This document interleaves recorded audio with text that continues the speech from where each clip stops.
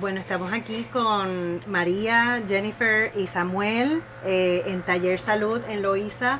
Eh, Quisiera que se presentaran y dijeran algo de cómo están conectados con la organización antes de hacerle las preguntas.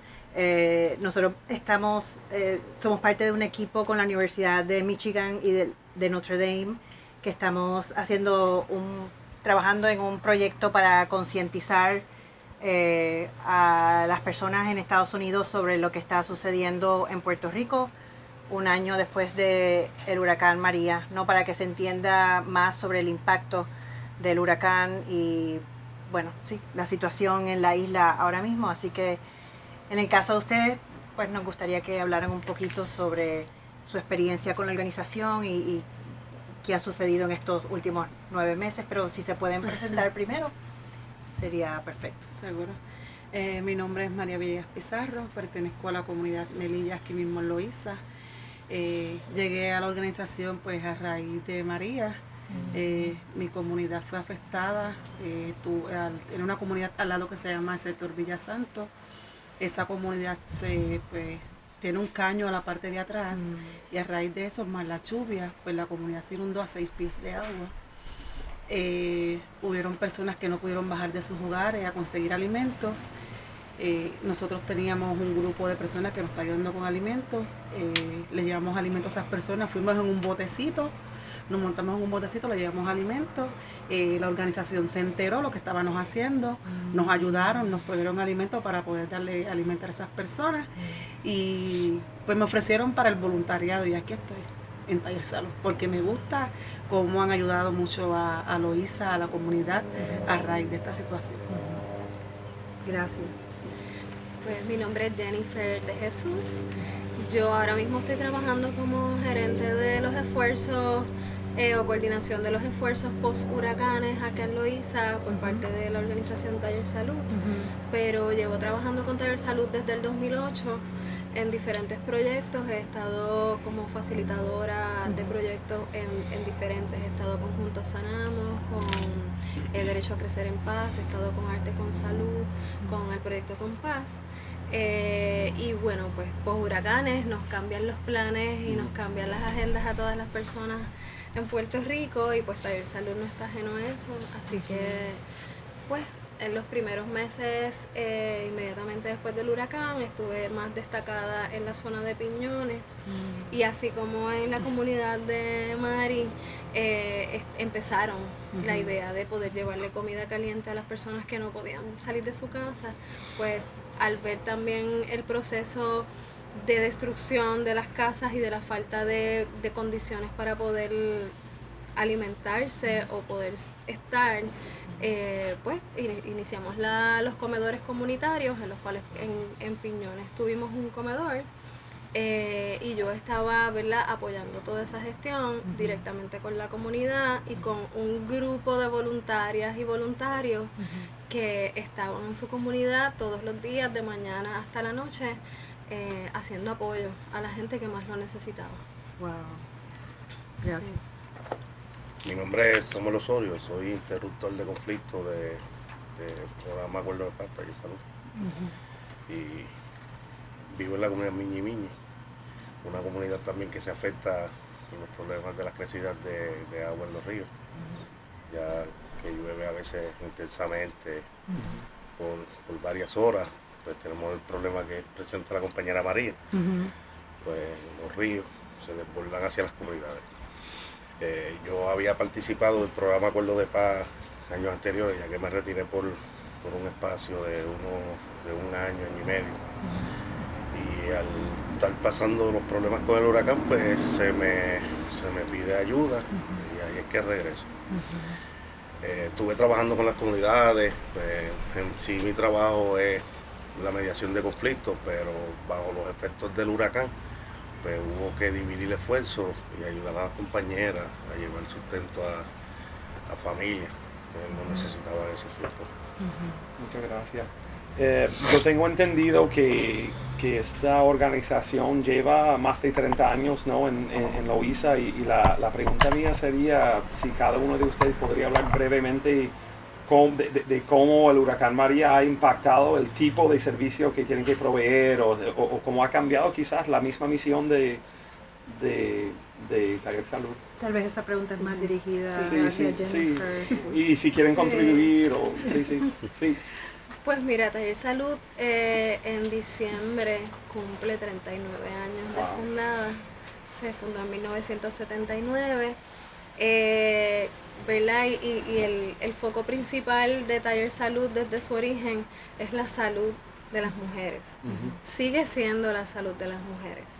En sus inicios, pues había una realidad en Puerto Rico de que se estaba haciendo experimentaciones directas con la salud sexual y reproductiva de las mujeres y estaban ocurriendo esterilizaciones sin consentimiento, sin información y estaba habiendo una invasión al terreno del cuerpo de las mujeres y de las decisiones sobre la salud de las mujeres. Ese es el motor que hace que surja la organización Taller Salud. Es muy interesante que cuando pasa el huracán Hugo, Taller Salud, que había estado teniendo su sede en Río Piedras, deciden las mujeres que estaban en ese momento en Taller Salud moverse a Loíza, porque habían identificado, ¿verdad?, una necesidad de los servicios que ellas hacían y del trabajo que ellas hacían, así que deciden moverse a Loíza. El trabajo se ha estado enfocando durante todas las décadas y todo el tiempo de existencia en educación, ¿verdad?, en proyectos que van bien dirigidos a lograr unas metas y a informar y a educar en esos procesos de, ¿verdad?, de promoción de la salud de las mujeres. También ha tenido un trabajo en incidencia política, ¿no? Así que cuando se habla de historia de derechos de las mujeres en Puerto Rico, siempre va a sonar el nombre de Taller Salud. Sí. Ahora, ¿verdad?, en este proceso post-huracanes, podría pensarse que hemos cambiado nuestra misión pero no, o sea, realmente nuestra misión sigue siendo la misma, con la diferencia que estamos trabajando quizás unas maneras distintas. Post-huracán nos ha llevado a hacer las cosas, digamos que de otra manera. Siempre hemos escuchado lo que las mujeres tienen que decir. Siempre hemos escuchado esa necesidad que la comunidad quiere proponer. Y en este momento que pasó el huracán María, fue como acrecentar, multiplicar esa escucha y multiplicar esa respuesta de lo que nosotras podíamos hacer como en apoyo a ese esfuerzo que las mujeres estaban haciendo. Así que quizás hablaríamos más de ampliar el rango de apoyo. Inmediatamente después del huracán, entonces me hablas de cómo Taller Salud ayudó, ¿no? Conectó con personas como tú, María, para llevar alimentos a personas que lo necesitaban. 9 meses después, ¿cuáles siguen siendo las necesidades más fuertes, ¿no? ¿Cómo ha cambiado, o no, tal vez, ¿no?, las necesidades de la comunidad a la que sirven? Y eso cualquiera, pueden contestar varios. Para mí, aunque se ha resuelto bastante, pero a diario nos llegan personas que todavía sufren la necesidad de la pérdida de sus cosas como las camas, neveras, que el programa ha estado asistiendo grandemente, pero es limitado lo que tenemos. Pero en sí se ha ayudado muchas familias, además de que tenemos que estar en la postura de los tordos. Una vez que la ayuda no le ha llegado, pues hemos tenido que estar cambiando tordos a menudo, poniendo otros que no se le había puesto, no se le había dado la ayuda. O sea, ustedes están ayudando con los toldos. Sí, además de la compra, que la compañera es la encargada, ha estado continuamente dándole ese suministro a la familia. Wow. Yo creo que la necesidad urgente siguen siendo las viviendas, porque no sé cuánto saben las personas fuera de aquí, pero el porciento de denegación de ayudas de FEMA es de 81% en la isla de Puerto Rico. O sea que el 81% de las personas que han solicitado ayudas y que perdieron sus techos y que perdieron todas sus pertenencias durante el huracán siguen sin haber podido resolver esto, porque pues a su vez Puerto Rico tiene un nivel de pobreza muy alto. Y si algo hemos aprendido ¿verdad? Con el huracán María, es que el nivel de pobreza en Puerto Rico era muy alto, aun cuando las personas no lo quisiéramos ver o no tuviéramos el conocimiento sobre ello o no lo quisiéramos aceptar. Eso está ahí. Y pues la realidad es que FEMA no aportó la ayuda individual que esperaríamos. Así que aún las personas están sin techos, sin casas, los toldos ya están rotos. Así que las pertenencias que estaban allí, que se perdieron todas, pues la gran mayoría de la gente pues no las ha podido recuperar. Nuestra organización está tratando de apoyar con ese gesto, de estabilizar, ¿verdad? Lo mínimo que necesita una persona para estar en una condición, digamos que estable. No podemos hablar de que está totalmente bien, porque Claro. una casa rota, aunque tengas una cama para dormir, pues mira, tener una cama para dormir es muy básico Sí. en las necesidades de un ser humano, pero hasta que su casa esté bien, pues no podríamos hablar de salud, por ejemplo. Yo pienso igual que Jennifer. Por ejemplo, aquí con el programa que ella dirige, Relief, nos encargamos de visitar los hogares, hacerle entrevistas a las personas. Y mientras visitamos esos hogares, pues lo que vemos es la condición de los hogares. Todavía muchos hogares, como dice Samuel, con toldo, muchos hogares afectados, muchos sin techo, parte en zinc, parte en cemento, destruido. Y hay muchos hogares afectados a raíz del huracán. Por ejemplo, aquí todavía hemos ayudado mucho con todo alimento. Ya por lo menos esa ayuda pues se estabilizó un poco mejor, pero como dice Jennifer, FEMA no ha sido la opción pues más viable que uno pensaba que sería. Mucha problemática que es la que hay cuando le preguntamos a la persona por qué FEMA le denegó. Sí. Muchos de ellos dicen que es por lo de los terrenos, que no tienen títulos de propiedad y se los deniegan, y entonces esa misma persona que tras que no tiene título de propiedad, pues la casa totalmente está destruida y es bien duro. Y sin título no hay dinero, o sea, obviamente No hay. De todas maneras, aún a las personas que se le brindó ayuda, la ayuda que FEMA brindó en Puerto Rico tampoco es el máximo para el cual cualificaban, sino que las cantidades que han estado distribuyendo para ayuda individual son cantidades muy pequeñas que no alcanzan para poder estabilizar un hogar, ¿verdad? Por ejemplo, casas de cemento, hablemos de las casas de cemento que sí tienen título de propiedad, que no podrían alegarse que es una construcción informal. Pues, por ejemplo, un techo que fue de cemento pero que se destruyó, Sí.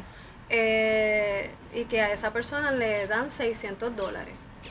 Entonces, Que no es eso no da ni para empezar, porque si perdió el techo y todo lo que estaba dentro y las puertas y las ventanas, pues $600 no es algo que representa ayuda. Es un insulto. Sí.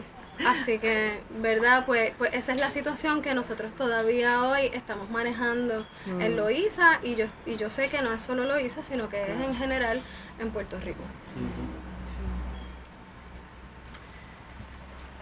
La pregunta sobre si hay algo que no debe... Sí, es para los tres individual.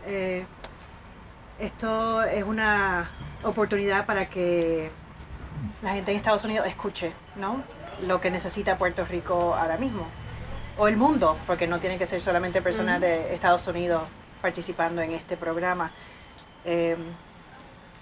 ¿Podrían decir brevemente desde su perspectiva qué necesita saber el mundo? La idea es escuchar a Puerto Rico, así que ¿qué dirían cada uno de ustedes? Y estamos hablando específicamente de gente que no está enterada, o sea, gente que no sabe nada de la situación de Puerto Rico, que a lo mejor no ¿Qué quisieran escuchar a decir? la gente. Yo pienso que un poco más de apoyo del gobierno, tanto el estatal como el federal. No sabemos cuán vulnerables éramos hasta pues que llegó María, no estábamos preparados. Nadie está preparado para esto, no es que se diga que los demás estén preparados, pero que nos escuchen y que vean la necesidad real, porque quizás se pueden dejar llevar por estadísticas, pero eso es un documento que aguanta lo que sea. Pero es venir y ver la necesidad real, que nos escuchen y que vean lo que está ocurriendo y que de verdad que Puerto Rico sí necesita. No sé si quieres decir. Sí, yo comparto parte de lo que ella dice. Mi pedido es que vengan a la isla y que vean de cerca cuánta necesidad hay todavía por cubrir, cuánta gente están sin techo, familia. Ese es mi pedido. Gracias. Pues yo diría que a mí me encantaría que el mundo sepa que en Puerto Rico hay mucha gente bien talentosa, que en Puerto Rico hay mucha gente con unas habilidades increíbles y que realmente hay algo de falta de oportunidades y de acceso a información, acceso a educación y acceso a los recursos para que la propia gente pudiera iniciar el proceso de recuperación desde la propia comunidad, desde adentro. Yo estoy bien convencida de que si los recursos estuvieran a la disposición de la comunidad y de la comunidad organizada, pudiera estar gestándose de mejor manera una recuperación que de verdaderamente representara lo que es lo que llamamos largo plazo, Sí. ¿verdad? Una red de gente solidaria, con deseos de construirse un futuro mejor del que teníamos, ¿verdad? De la realidad que teníamos previa a los huracanes. Yo creo que eso es bien real, es bien posible en Puerto Rico. En Puerto Rico hay gente preparada, tenemos muchos profesionales desempleados. Tenemos muchos profesionales que ahora mismo no están teniendo el acceso a recursos para poder desplegar todo lo que tienen que darle al país. Así que yo pienso que la situación está, la discusión está más en cómo podemos dar acceso y participación ciudadana en los procesos de planificación, en los procesos de recuperación, de construcción. Así que yo creo que si eso pasara, si eso realmente se estuviera organizando y que el plan fuera esa tejido de solidaridad y ese tejido de participación, yo apostaría a que tendríamos un país mucho más fuerte de aquí a la próxima década, tendríamos un país mucho más fuerte del que teníamos y posiblemente podríamos estar hablando de muchas más oportunidades en términos de revitalización económica, porque la gente podría estar ubicándose no de manera central como ahora que están organizados los empleos mayormente en el área metropolitana, y que las zonas más lejanas al área metropolitana son las que están en la peor situación. Exacto. Pero es parte también, responde a la organización de cómo está el país. Si lográramos comprender esa realidad de que hay que llevar toda la misma cantidad de oportunidades y de accesos a todas las zonas geográficas de Puerto Rico. Hay gente muy capaz en todas las zonas geográficas de Puerto Rico y yo apostaría a eso. Muchas gracias a los tres. Muchísimas gracias. Súper importante escuchar lo que nos han dicho. Y sí. No sé si hay algo más que quieran añadir. Yo sinceramente, porque tengo una pregunta más, estando aquí en Loíza, sé que es hasta cierto punto cuna de la cultura afropuertorriqueña, es una ciudad, es un lugar muy importante en ese sentido. Y una pregunta mía, porque me interesa el tema, es ¿qué papel podría tener la cultura popular en eso del futuro de la isla, en cómo eso puede ayudar en cuanto a la reconstrucción, por ejemplo, de Puerto Rico, de la isla? No sé si tiene que ver. Bueno, yo lo veo desde el punto de vista de la revitalización económica, porque podríamos hacer un enfoque de economía cultural. Podría estar Loíza liderando procesos de cultura y puedes atraer turismo a través de la cultura y puedes también exportar productos de Loíza hacia los demás pueblos y hacer intercambios. no solo con Loíza, podríamos estar hablando también internacional. O sea, hablar de una suerte de renacimiento, ¿no? De cultura. Por lo menos por ese lado, la alcaldesa ha sacado provecho sobre eso qué y bien. ha hecho un sinnúmero de actividades en base a eso, trayendo, Precisamente Ay, pensando en trayendo eso. personas aquí. Sí. Y este weekend fue uno de ellos que estuvo en eso. Tenía Bueno. que preguntar, porque me interesa, es un tema Sí. que me interesa. Gracias. Mucha suerte Gracias. con todo lo que están haciendo y gracias. Y nos Gracias. mantendremos en contacto. Gracias a todos. Seguro. Gracias. Gracias.